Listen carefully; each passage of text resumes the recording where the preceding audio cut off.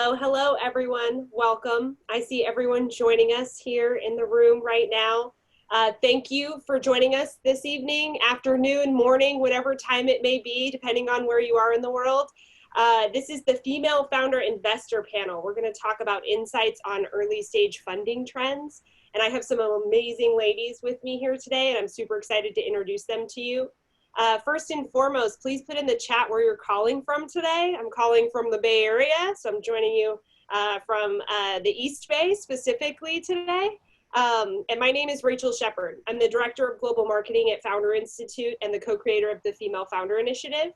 The Female Founder Initiative is a platform powered by the Founder Institute, the world's largest pre-seed startup accelerator. We operate in over 180 cities in 75 countries. And our goal is to help as many women as possible launch companies all over the world in all of those different corners.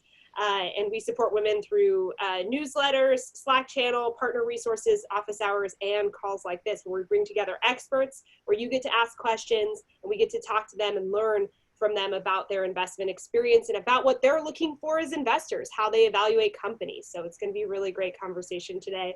If you're interested in learning more about the Female Founder Initiative, you can go to www.femalefounderinitiative.com.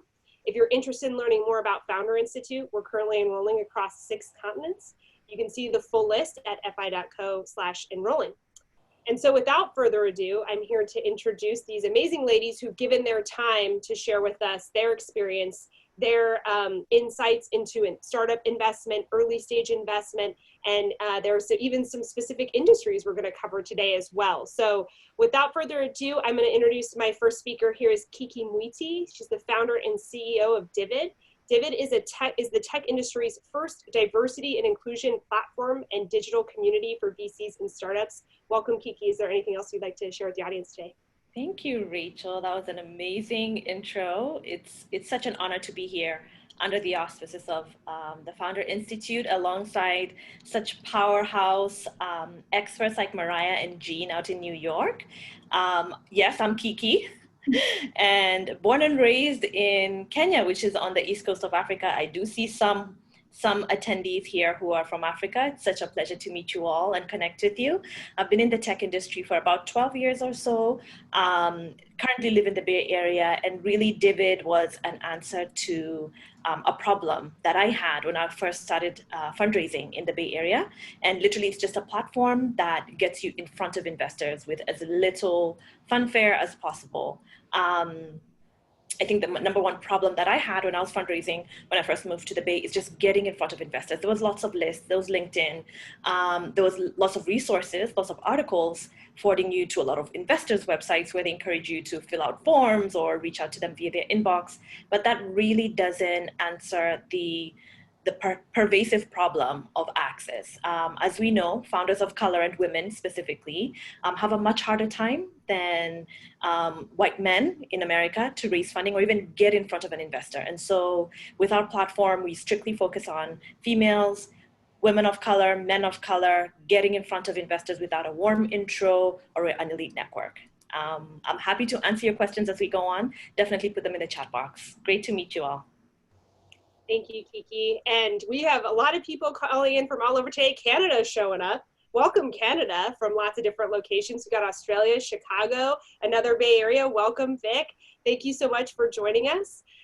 My next panelist I'd like to introduce is Mariah Lichtenstern, founding partner of Diversity Ventures, Aspen Tech Policy Hub Fellow winner of 2020, and startup advisor and investor. Diversity Ventures accelerates scalable, technology-enabled companies that have positive social, economic, or environmental impact and demonstrate high potential for outsized returns. Mariah, welcome. Thanks for joining us today. Thank you. It's such an honor and a privilege to be here, and I echo Kiki's sentiments to just be here with you, Rachel. It's such an advocate and a trailblazer for women and female founders, and Kiki and Jeanne, it's just such a pleasure. We have to plan, plot, strategize offline. And although I can't see the women on Facebook right now listening in and our allies, I'm super excited about addressing this audience because I truly believe that women are going to lead the way in solving a lot of the problems that the world is facing right now. And we need to be encouraged, inspired, empowered, and uplifted to do so. And it's not a time to shy away and be a wallflower. It's time to lead. So I'm really honored to be here today and hope that I can contribute to that cause. Absolutely. We're excited to have you. And our last but not least, our final speaker with us today is Jeanne Sullivan, calling from New York. She's an investor and advisor of the ArcView Group and co-founder of the ArcView Collective Fund, actively investing in cannabis companies. Jeanne is dedicated to changing the game, promoting the regulation, legislation, and economic prosperity in the cannabis industry. Welcome, Jeanne. Thank you so much, Rachel. Mariah, Kiki, how wonderful. Your words are terrific.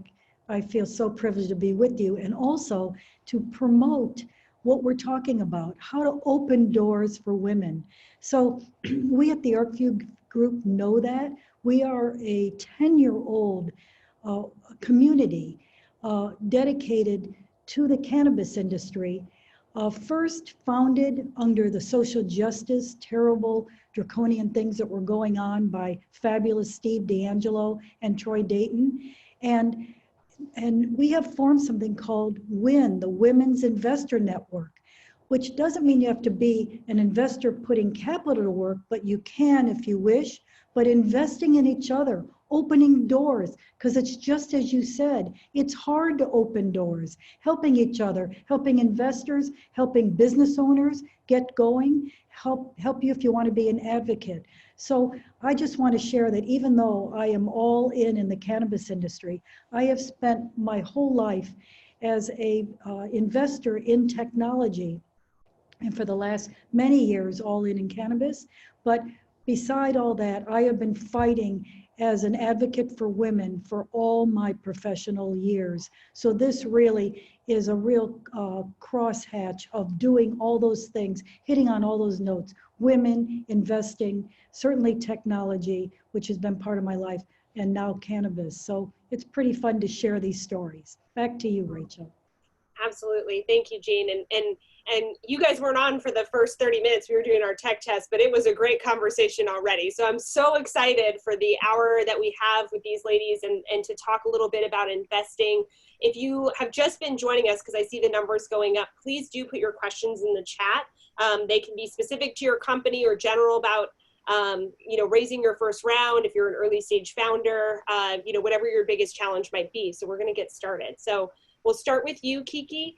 How do you think COVID-19 has changed how investors evaluate startups? Have you seen any differences in the last 6 months? I have. I think, and I'll make this brief, we have reached an impasse, I guess, in consumer behavior. All our habits have changed. Our ways of relating to each other has changed. And I think the major industries that were getting the most action pre-COVID are slowly sort of shifting and forcing a pivot in the way they approach the marketplace. I know for a fact that the major industries, and I'm sure my fellow panelists can speak to that as well, the major industries that were really getting a lot of attention were businesses in retail and advertising, travel and mobility. When I talk about travel, you talk about the Airbnb situation, or mobility with Bird, which is the scooters that we would find littered all over San Francisco. Look at what's happening with ride shares, traditional restaurants, hospitality. There's been a significant shift towards more telehealth and B2B, specifically in collaboration software. There's a specific reason why Zoom's market cap has boomed, and Slack, Airtable, Loom, all these are platforms that are enabling workforces to better address the needs of their workforce. Gaming is huge, e-commerce is a huge thing. We're also seeing a lot of investor interest in streaming and online data security. When you think of like WhatsApp, for those who have family or friends internationally, I use WhatsApp. The fact that they encrypt, end-to-end encryption, they provide that to their users is huge. So there's a big surge in online data encryption and security. So these are just a couple of the different shifts that we're seeing. And what we're telling a lot of our portfolio founders is, if you're in a traditional industry, which is pre-COVID, retail, travel, gaming, there has to be a shift or a pivot in order to address the new ways of being that are coming up. We will never go sit in movie restaurants the same. We will never, movie theaters the same. We will never sit in restaurants the same. We don't fly the same. We don't engage each other the same. And so how can we anticipate? We tell founders all the time, how can you anticipate for the next 5 years? And how can you, at this time, begin to prepare to capture that market share? So I think those are the major changes I'm seeing. I don't know what everyone else thinks. Yes, I know gaming's on the rise. My husband tried to pre-order an Xbox yesterday, and that was apparently pretty challenging. So I think everyone's doing some gaming as they're stuck in their homes these days. Mariah, any trends you're noticing with COVID at play? Well, I think part of what's encouraging is that I'm seeing some barriers come down. So whether it's for like emerging managers like myself or for founders, the heuristics have been like in-person meetings and, a lot of travel. And now, that's not even allowed. So in most cases. And so there's more online engagement. And when it comes to women in particular, like we had talked about in the pre-call, women tend to experience, harassment and power dynamics differently than other founders. I know I've experienced the Me Too issues myself throughout the years, less so now that I have a little more gray, but nonetheless, still occasionally get it.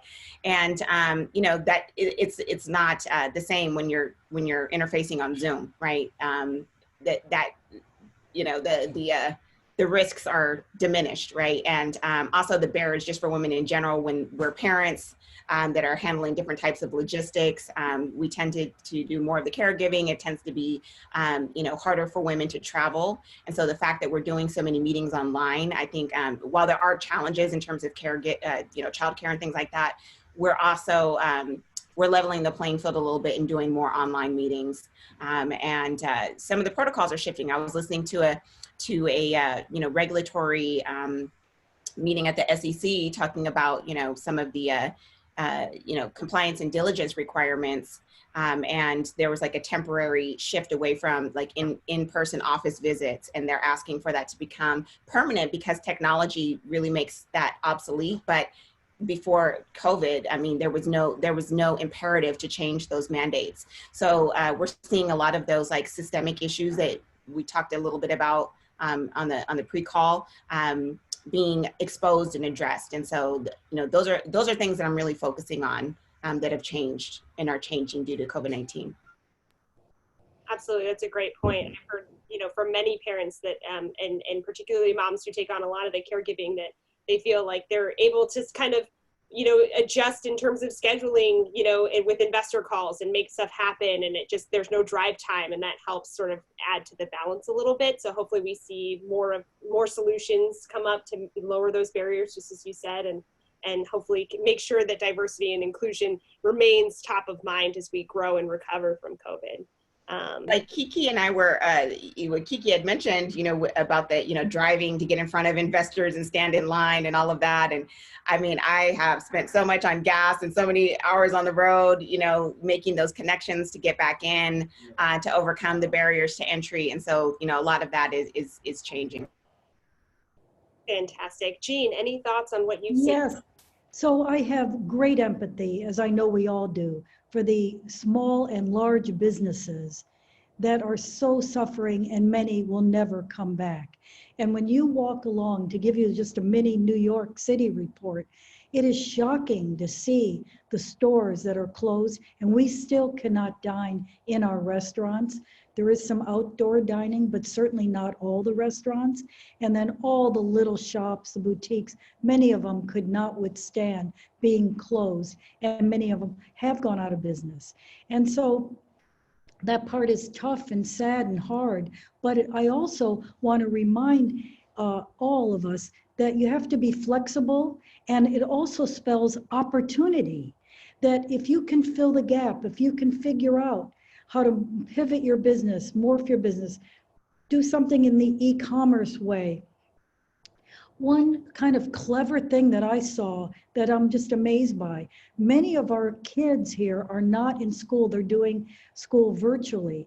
There's been a whole cottage industry now of nannies and former teachers that have come together and formed little pods so that they can help shepherd your kid through their day. Good thing for that, because that is hard, and I have found that out myself.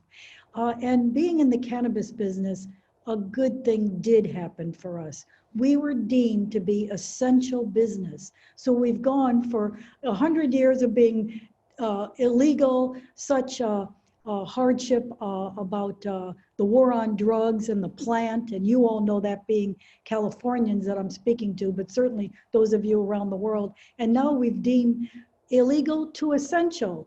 And so a lot of our cannabis industry and businesses have been thriving, certainly delivery, curbside pickup, and some of these products that help bring wellness to bear. So that's kind of exciting. But let me tell you one more thing, back to being resilient, pivoting, and being opportunistic. More than a year ago, I'm also a golf lover. And last year, the last several years, golf has really declined. This year, you can hardly get a tee time. And so go figure, it's just like the Xbox story. Last year, I was paired with a guy who runs Amazon Prime. He's in New York. And he said the way that the US is going to do grocery shopping is going to change over the next few years. Look at what happened. I have not been in a grocery store in New York City since March. Everything I'm doing is online delivery. So just look at how businesses, just to your point, behaviors changing, some for the better, and some innovative ways that are always going to be with us. And some of them aren't bad. I don't know about all of you, but I really don't miss flying around. I've never flown and traveled as much as I have over the last 6 years in the cannabis industry. I miss our get-togethers. I miss being and putting on wonderful events in person. But, you know, there are some pretty interesting changes about behavior. So just to share a few of those things. Absolutely. I think those are great insights, Jeanne. And we're getting some questions in from the chat, so I want to move to some of those really quickly. So Poonam says, specific to female founders, what stage can one start looking for money, and through what type of investor? Do you recommend any best practices? Mariah, do you want to start with this one? Sure. I was just like scanning through some of those questions. So I would say if your intention is to grow a business that will require funding, or if you're in a place where you think you're going to need funding to get to traction or product, start learning now. Start learning yesterday. Start building those relationships, because when you need it and you're going to shut down if you don't get it, it's way too late. It's way too late. And when you're at the early stages, that's when there's the most risk, right? And so we want to get to know you when you're really early. Like when you see stories of later stage companies that say, oh, we're going to close by the end of this month or this time. Do you want to get in? Here's who's investing with us. Oftentimes those companies have already demonstrated traction. They've already de-risked. They've already, validated, KPIs and assumptions like their cost of acquisition and lifetime value. And they have relationships already that these investors that are coming on later stage are familiar with. And those investors may not be taking board seats. They may not be as hands-on. They're not taking on as many risks. So they may be able to move more quickly. Right. But when you're really, really early, there's way more risk. There's team risk, there's product risk, there's market risk, there's all these risks. And so investors are less likely to move quickly. So you want to start building those relationships very early. And it also depends on like our institutional capital. You want to start building up those relationships before you need that institutional capital. But when it comes to like angels and friends and family, understand that the expectation now is that you will raise friends and family capital, at least enough, or you'll bootstrap to get to product and get into market so that you can at least have informed assumptions about your key performance indicators and your acquisition costs and lifetime value and things of that nature, you know, churn, things like that. So if you don't have friends and family that are able to invest in that early stage, you need to start making friends and building that network. And unfortunately, it's a huge barrier. Only between 13 and 15% of Americans qualify as accredited investors, and that's a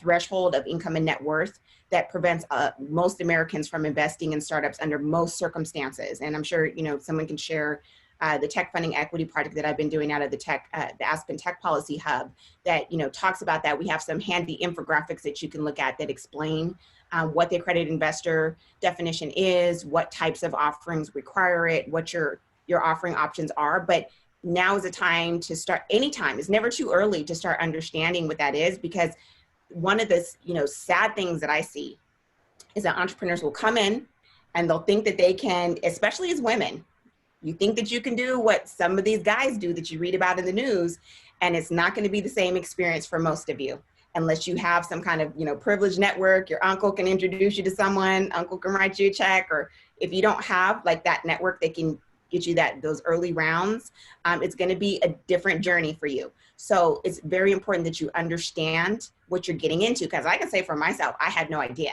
I had no idea. I had to, you know, go out, walk the walk, experience those things, and then observe and learn what my peers and colleagues were experiencing to understand that. But I was being told one thing through these existing organizations, and that those weren't the experiences that I was having. So it's never too early to start learning that and start preparing whatever stage you're at. You know, build those relationships as early as possible so that hopefully when you need it, you know, you've already built up that rapport. But let me add to this, Rachel, because what's really critical is that, especially in the early days, you want to go to people that want what you have: stage, size, geography, subject matter. And see, it's incredible that people like Mariah, Kiki, and Rachel, you with the Founders Institute, have the door open for these early days.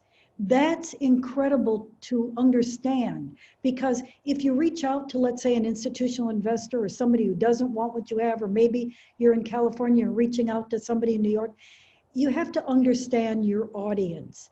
And so I think it's important to tune into that.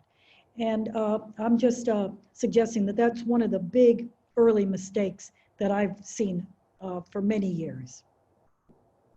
Absolutely. And Poonam had a follow-up question, which I think Kiki would be great for you to dive in on, which is, you know, basically, how do you advise we build these relationships at the early stage, right? So if they are looking for institutional capital and they've de-risked some of the aspects of their company, like Mariah was saying, and they're ready to go and meet investors, what are some ways that you've seen founders effectively do that at the early stage?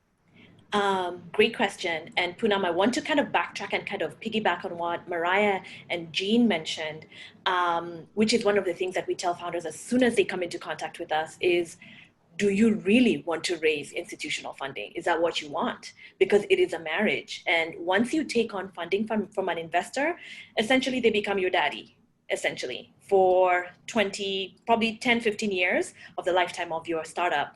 So we seriously sit them down and ask them if this is something that they want to do.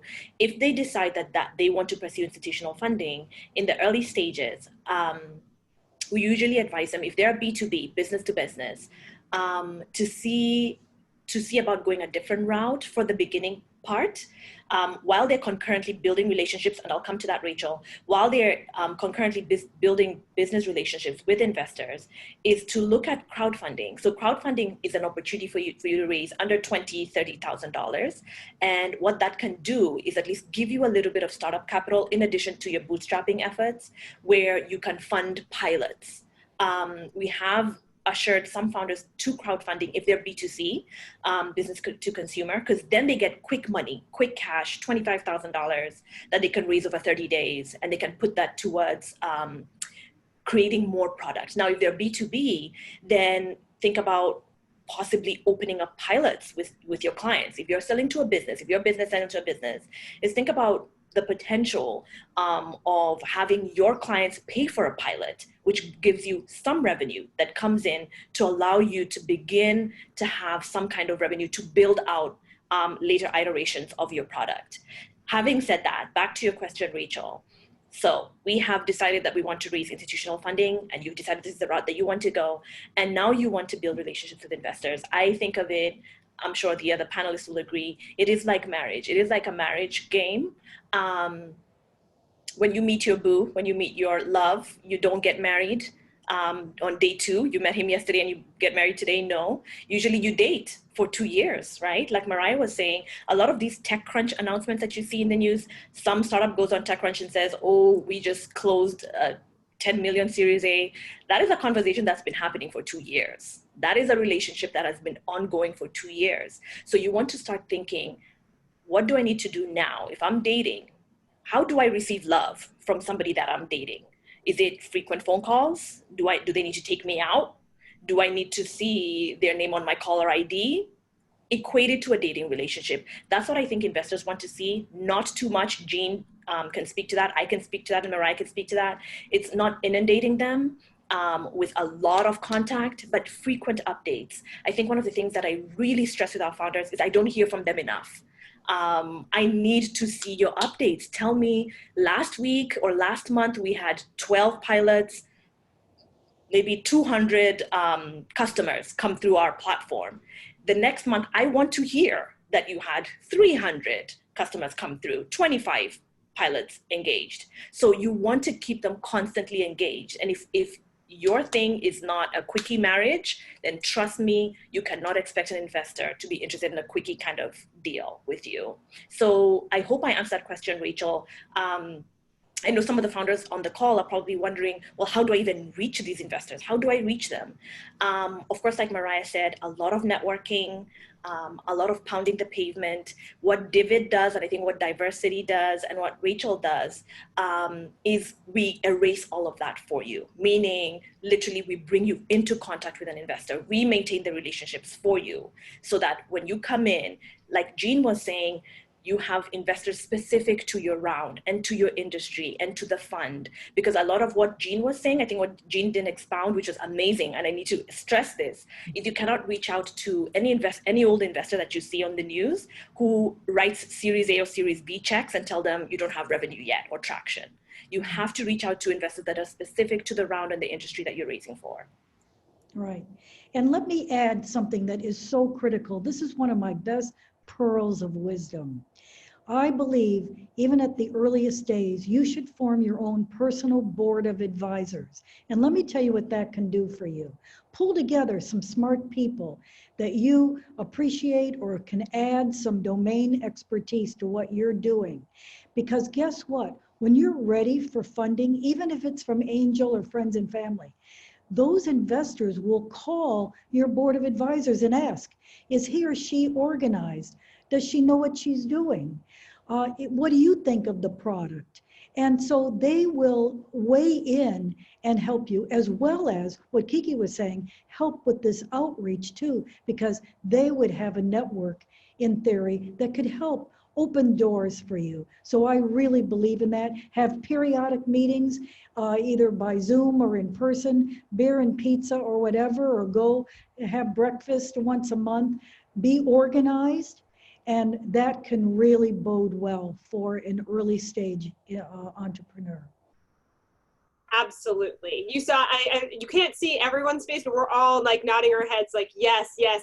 You make sure to send those updates, send them regularly, and make sure to send them to the right people, and have all of the people who've offered to help you over time. I mean, I've talked to hundreds of startups and given them all the same, like, if you want to add me to your email list, please do. And I think I get 3.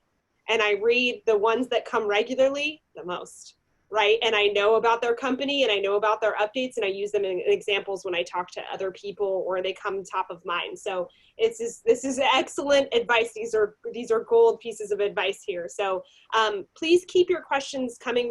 We're getting some great questions in the chat, and I want to make sure that you have an opportunity to ask what's on your mind, because we've got some amazing ladies here who are obviously giving some amazing advice. So on to the next question, which is much more about pitch decks, but what do you look for in a pitch deck, and how can founders put forth projections that are optimistic in an unprecedented time? Jeanne, we'll start with you on this one. Yes, thank you. I have for many years have a fun gig, I'll call it, that I do called 5 Stupid Things That Entrepreneurs Do Over and Over Again. And by the way, I don't leave out investors. I also speak to the 5 stupid things that investors do. And believe me, we do plenty of stupid things. But the number one thing that I feel needs to be articulated in the deck or in the meeting is, would you spit it out your mouth? You would not believe how people, men and women, can many times not define the product or service they're offering. It doesn't lay it out clearly. This drives me crazy. I will stop somebody within 10 minutes and say, start over. I have no idea what you're selling, what your vision is. And so that's really important. To your point about the money, I really believe, and I give this advice and it really works well, I believe that you should project baseline and a stretch goal, because first of all, no investor ever believes any financial or projections. However, having some kind of a base case with an assumption set and then showing, look, here's an optimistic or a stretch goal, and with these assumptions, we can achieve this, and here's how.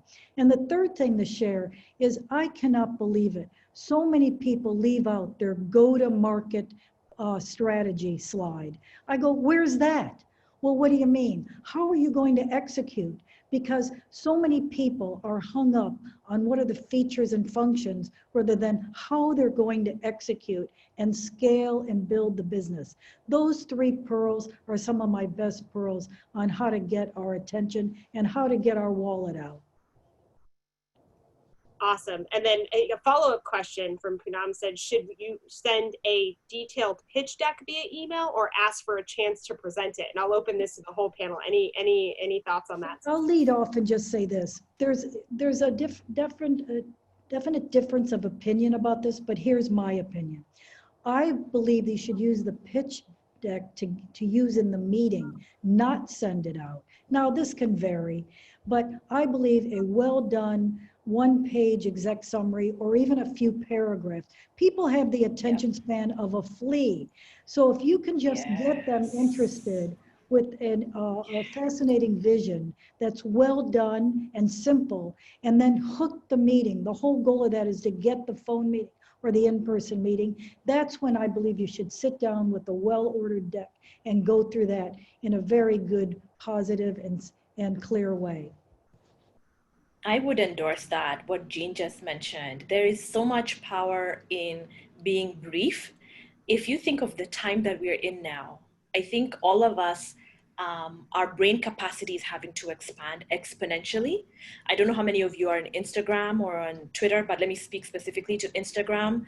I cannot tell you how many sponsored ads I come across now as opposed to before. Whereas before COVID, I'd see maybe 2 or 3 sponsored ads on Instagram. On my Instagram feed, as I scroll, I'd see maybe 2 or 3 in a given day. Now it's almost 7 or 8 in the span of just one swipe. And to Jeanne's point, people now have the attention of a fly, right? We are so overwhelmed right now. Our screens are overwhelming us at this moment. There's 10,000 Zooms happening. There's 10,000 virtual sessions you're being invited to, 10,000 masterclasses and masterminds and master this. And I'm telling founders, even more so now than before, you have got to get people's attention, especially investors, within the first 30 seconds. And it's very key that you have, I usually advise founders to have 3, and I don't know if Jeanne, maybe you can speak to that. I usually advise founders to have about 3 different presentations to give. One, which is your teaser, like an executive summary. First, let's just tackle your email. And within the email is just your subject line. Your subject line will get the email opened. Yeah. Once they open the email, that little blurb, that little 1 paragraph is what will get them to click on the attachment or click on the link that will lead them to a DocSend or a Google Doc for them to look at. And within that Google Doc has to be like a very brief summary. That is what invites them to welcome you to pitch to them. And then just like Jeanne said, walk into a pitch meeting, or if they give the opportunity to you to present, go in with your full deck. And if they ask for more, then have the third version of the deck, which is the deck and financials with a breakdown of all your numbers. So I would even tackle, before getting their attention with the deck or what pitch deck, if you're primarily engaging with them via email, first get your subject line. And there's so many articles online. If anybody wants to reach out to me, I can help with that. But there's so many articles online on how to really put a punchy subject line in your email to get, and the point is, remember, just like your inbox is overflowing, I have 200 unread emails right now. I know everybody does. If your inbox is overflowing right now, think of on investors. So you want to get them just to click on the subject, open up the email, literally 2-3 lines that will point them to an attachment or to an external link. And there is where you capture their attention with only one page, an executive summary. Right. That will hopefully get you invited to pitch. Those are great words, Kiki, and let me support also this idea. If Kiki or Rachel or Mariah sent me a deal, guess what? I'm going to look at it. So I also believe in a warm introduction. So if you want to meet with Carol Jones and she's just the right angel for you, you find somebody who knows her and go in that way. So having these kind of touch points makes a difference. Also, having these kinds of discussions and webinars makes a difference. Guess what? Everyone on this webinar, we're connected now. You can reach out to me on LinkedIn. You're welcome to find me and connect with me and say, hey, I saw you on this webinar. Would you be willing to look at this or to connect me with somebody? So that's the kind of way we can help each other. And I believe in people helping people. Isn't that what it's all about? So this kind of warm introduction, I think, is important for you to really follow. I'd like to chime in there, and I'm so glad that you brought that up, because that gives context to some thoughts that I had on the original question. So I know that the warm introduction is a hot topic, especially for underrepresented founders, because a lot of our barriers are due to access, because we don't have a warm intro, right? Or because it takes literally years to build a network to get the warm intro. And there's whole Twitter threads about that. And so it used to be that VCs would very openly say, I don't respond to any inquiries unless they come from a warm intro. And a few had tried like website submissions and found that they never responded to those.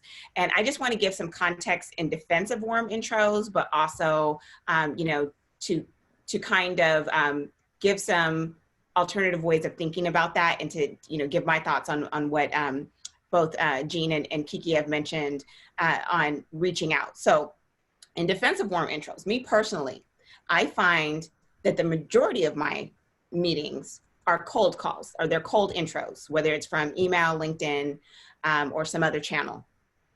That said, if you look at the ratio of meetings that I take from cold inquiries versus those from warm intros, you're going to see that I take about 99.9% of intros from warm introductions, and I take a very, very small percentage of cold meetings. And the reason why is because I'm one person. I have 24 hours in the day. I need to practice my own self-care so that I can have a full cup to pour out of, right? And I can't field all the calls. And because so many founders don't do the work that Jeanne mentioned earlier of making sure that you align with the thesis. So I get a lot of submissions on the website. And it's like, did you read the website before you filled out the contact form? Because I don't even invest in that space, And that's just what it is. We get a lot of spam. So I literally have to ignore the majority of submissions that come in, either because they don't align or they're just not compelling enough, to make me want to respond. Okay, so that said, if Rachel or Jeanne or Kiki sends me something, I know they know what I'm looking for. They understand and respect my time. They're not new in the game, right? And plus, there's that reputational risk, right? I don't want to let them down. I don't want them to not refer the next great deal to me, right? We want to empower each other as well. And so if I see an email address that I recognize, I'm going to prioritize that.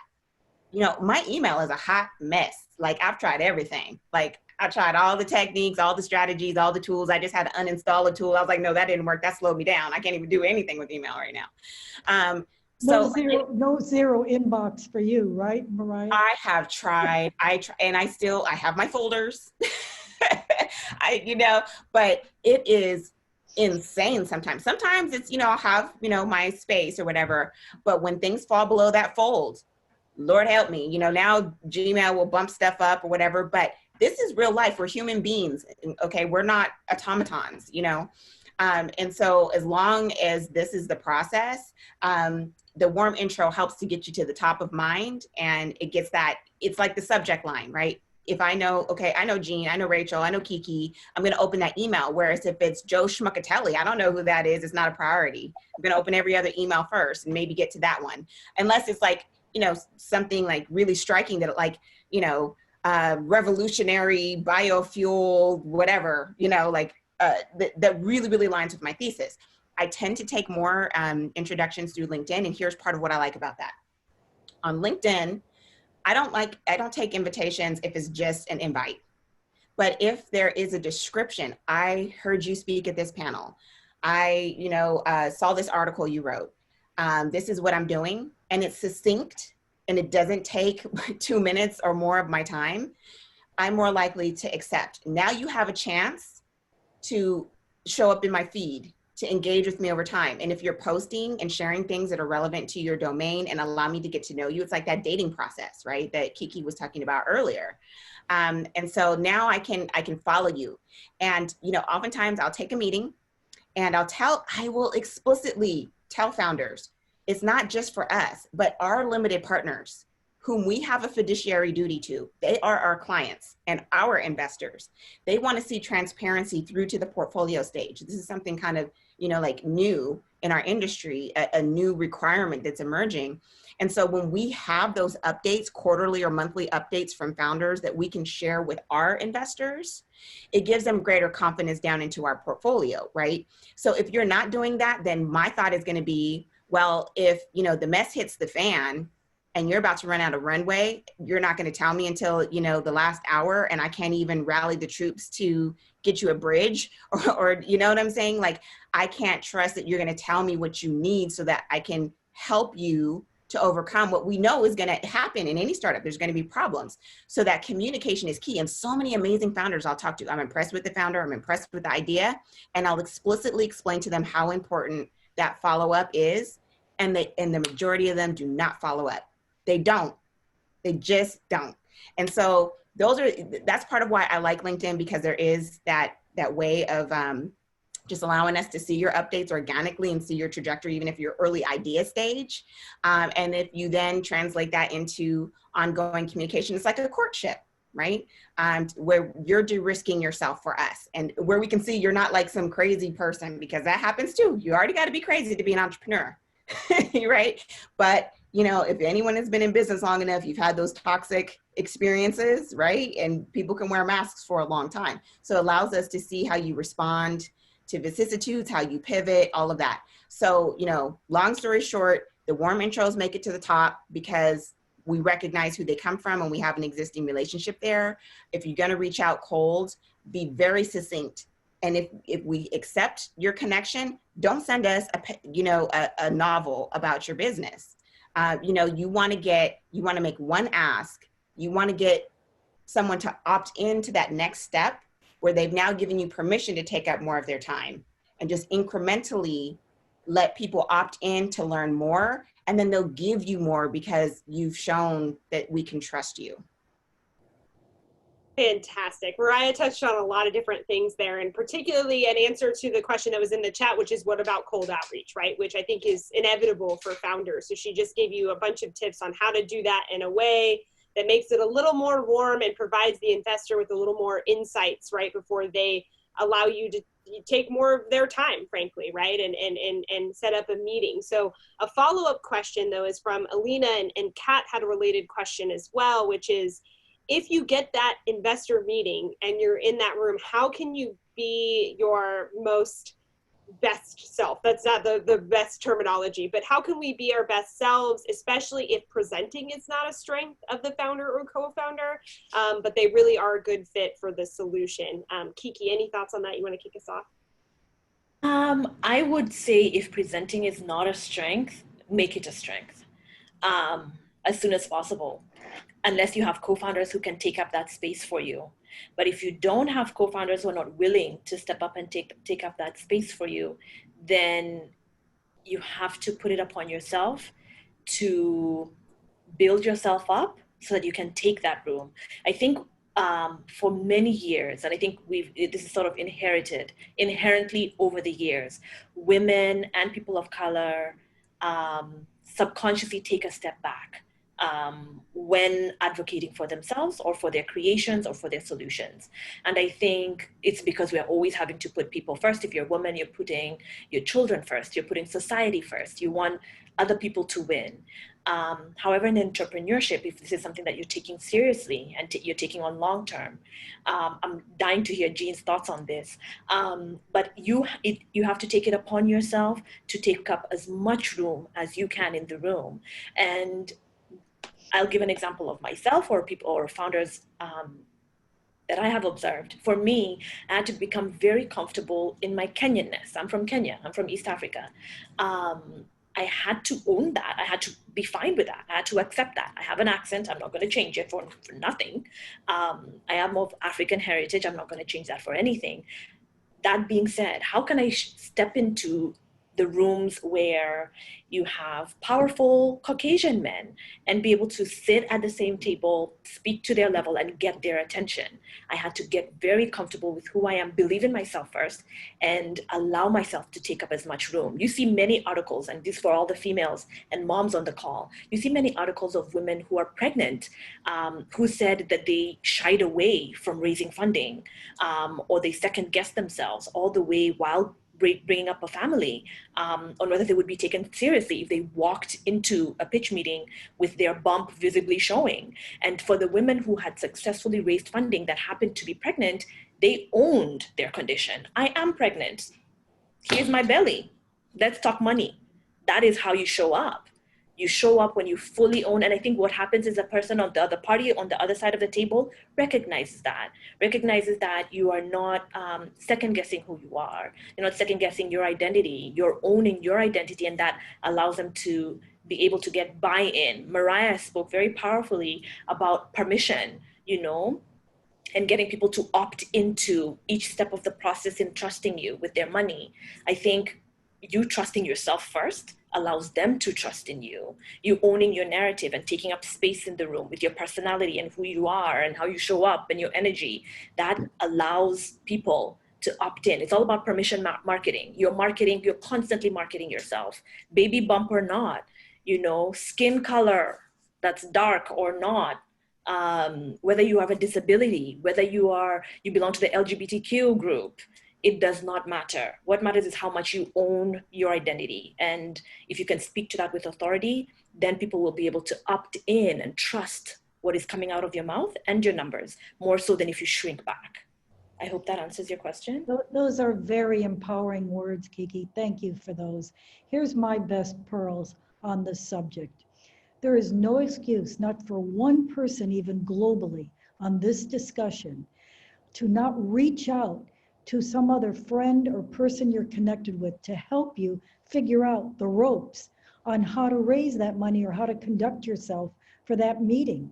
That meeting's critical for success because, and there's ways to behave and ways to articulate and ways to present yourself that make a difference on getting that second meeting, which should be your whole goal of the first meeting. And the second pearl is this.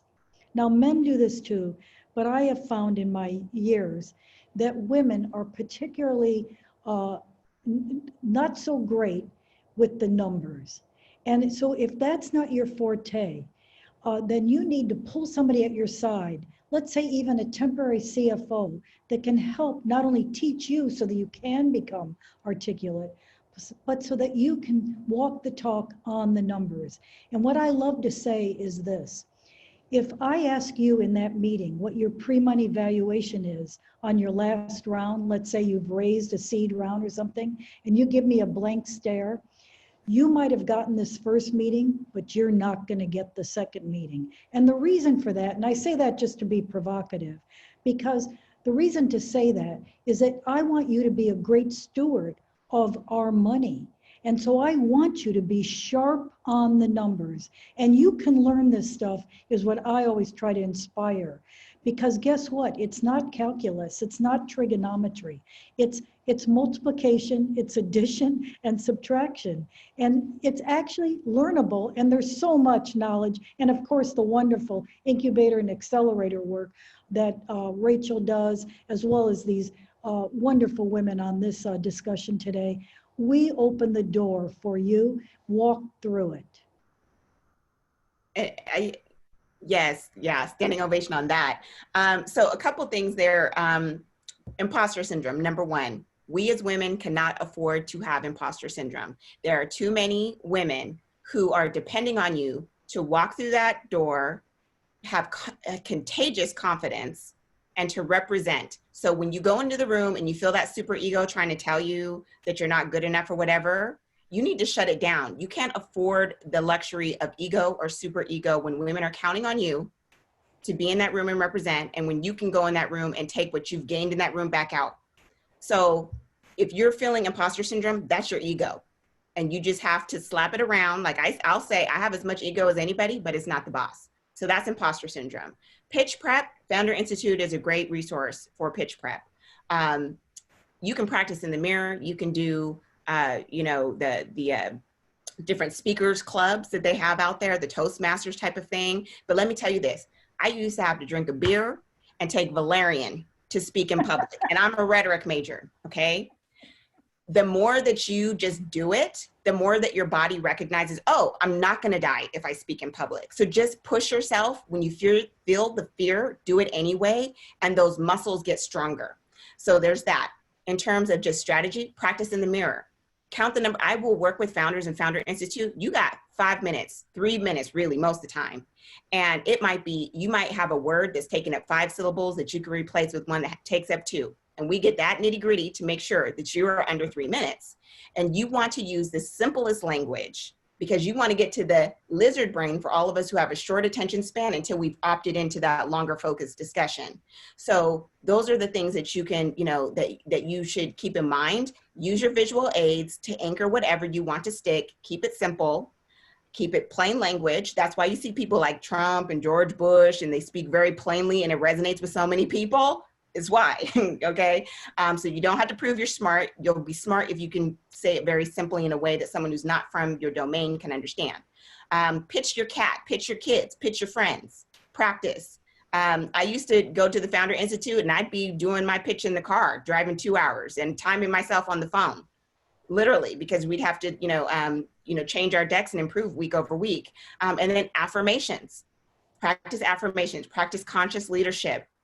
Practice meditation to build yourself up, give you the gift of self-care because we need you out there kicking butt and skilling it, okay? So, whatever you need to feed your soul, do that, okay? And again, I just want to reiterate this point, confidence is contagious. So as you work that muscle, it's going to come across. And when I see someone whose voice is not quivering, like if it is, I'm like, okay, you got some work to do. Let's keep in touch. I'm going to give you some exercises to do. But the more you exercise it, the more you're confident in what you have to say and how your business works, it's going to come across. And you can tell someone who's idea stage and someone who's been around a while and done the work because they start to be like, I don't care what you think. You can reject me. I'm going to do this anyway. And that confidence is just like, I'm sold. Like if you can project to me your confidence, then I want to get behind you, and I'll take some risks if you're confident that we can overcome them together. It's like, dating the guy who doesn't have a car or came, as an immigrant or, it's like Alexander Hamilton. We were talking about Hamilton earlier, right? Eliza took that bet. He was penniless. You know what I mean? Maybe Angelica couldn't take the risk, but Eliza could, right? So give us that confidence, that brilliance, that inspiration that we can work with you, right? So those are some of the tips I would say around pitching, building your pitch muscles, and imposter syndrome. love it. The chat is getting amped up. They're feeling it. They're feeling inspired by all of you. And this is really amazing because yes, it does take that practice, right? So we have just 5 minutes left. So I'm going to dive into some of our last questions. And if you have any last minute questions, please do put them in the chat. But this question is from Dorian. She said, how can a new cannabis startup stand out to investors with the market being so concentrated right now? So I'll toss that to you, Jeanne, but then as we see a lot of concentrated markets, education tech is one that comes to mind for me quite frequently. So we'll talk about that as well. But Jeanne, any thoughts on how to stand out? Well, thank you for that opportunity to share with this wonderful a group of business owners and entrepreneurs and investors that are in our audience today. I would love to see every single cannabis company or every possible investor who may want to invest in cannabis. I welcome you to write to me. I always answer all my emails, and if I don't, just hit me again. Join with me on LinkedIn. I'm easy to find, Jeanne M. Sullivan. With the ArcView Group, we want to see your cannabis companies and open those doors. And if you're way too early, we'll tell you so and talk about some of the things that we talked about today. And Founders Institute will take companies in their accelerator program. So I think these programs are critical for success for the earliest days. And so whatever stage you're at, I'd love to see you. I welcome you to write to me. And if you're an investor, we want to open the door for you to invest in these companies at various stages. And we really also have a D&I, diversity and inclusion strategy in the fund that we're investing from today, seeking people of color, women, and a diverse group, seeing their companies, investing in their companies, at least opening the door for opportunity, because we know how hard it is. So that door is open, and we know so many people in the business. If what we're doing and our program isn't right for you, we like to refer you to someone who is. So that's one of our offers today. Awesome. And then Kiki, any advice for how founders can stand out in a concentrated market? I think owning your story. Uh-oh,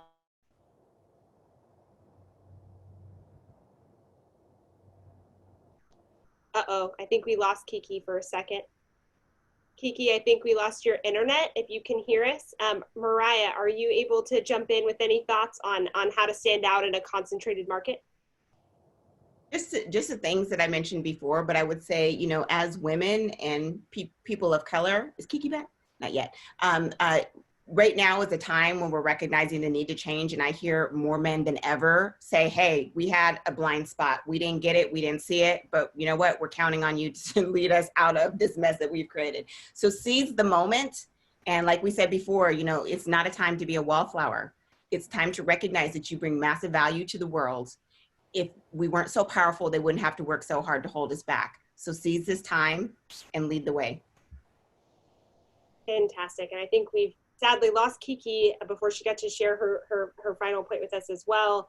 And then Mariah answered some very important questions and resources about you know, where to turn regarding numbers specifically. So as Jeanne mentioned, if you are in a meeting, you need to know your numbers. You need to be able to talk about your company in those specific ways. So Mariah put a bunch of amazing resources in here. I'd also add Elizabeth Yin has an amazing blog. She's from the Hustle Fund, and she writes a lot of details about venture and her insights there. So I think that's a great resource as well. So final thoughts from, oh, Kiki, I see her coming back online. This is amazing. And so final thoughts, Jeanne, for founders, your closing words for them today. Yes, my closing words are, look, it's a line that I've used for many years. We only invest in business owners, entrepreneurs who know what to do and how to do it. So go figure it out and reach for those resources that can train you up and show you the way and help empower you. Fantastic, Jeanne. Mariah, last closing thoughts for founders today? Well, I want to hear from Kiki. I'm going to put a link to the Tech Funding Equity Project, and I would just say, please, founders, go there, do the survey, Let us know your story. We're looking for founders whose stories that we can showcase and highlight. And we've created a lot of resources to empower you in terms of fundraising. Help us change the rules to increase access to capital, and stay connected with us there. There's a lot of exciting things coming. So I'd love to hear from Kiki, her thoughts. Because I know we're probably about to blink off. I apologize for that. Yes, email issues. Final thoughts, own your story. Own your story, own your identity, own your unique path towards entrepreneurship. I know for Mariah and for Jeanne and for myself and for Rachel, we all have walked journeys that nobody else can speak to. We all have surmounted challenges that nobody else has. And I think my strength, my personal strength is in my story and in my journey. So own your story, own your journey, be yourself. You don't need to be anybody else. Be yourself. That's fantastic advice, and I think everyone's going to leave the call today. I've had the first virtual standing ovation I saw today in the chat, so that's awesome. And I think founders are leaving feeling really excited. So I want to thank each and every one of you for your time. You're amazing, smart, awesome, leading women in this world, and I'm so excited to spend an hour with you and to get a chance to ask you questions. So thank you, everyone, for your time. Have a wonderful Thank you. Thank you. This was awesome. Bye, all.